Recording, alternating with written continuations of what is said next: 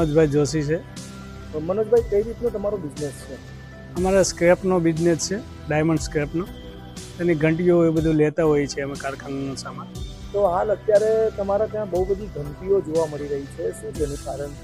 એનું કારણ એક જ છે કે મંદી હીરા ડાયમંડમાં બહુ છે. એમ તો ઘણા સમયથી છે, પણ આ દિવાળી પછી પણ માહોલ એવું ને એવું જ રહ્યું છે. હર વખતે આવું હોતું નથી. દિવાળી પછી કારખાનેદારો અહીંથી ઘંટી લેવા આવતા હોય છે અને દિવાળી પછી અમારી પાસે સ્ટોક પતી જતો હોય છે.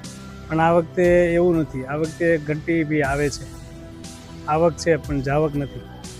કેટલી હદ તકે ઘંટીઓ આવી છે અને જતી કેમ નથી?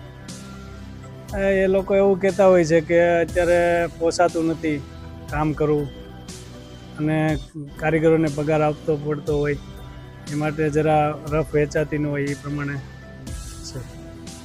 તો આ અત્યારે કેટલા સ્ટોકમાં તમારી પાસે હોઈ શકે આપતા છે?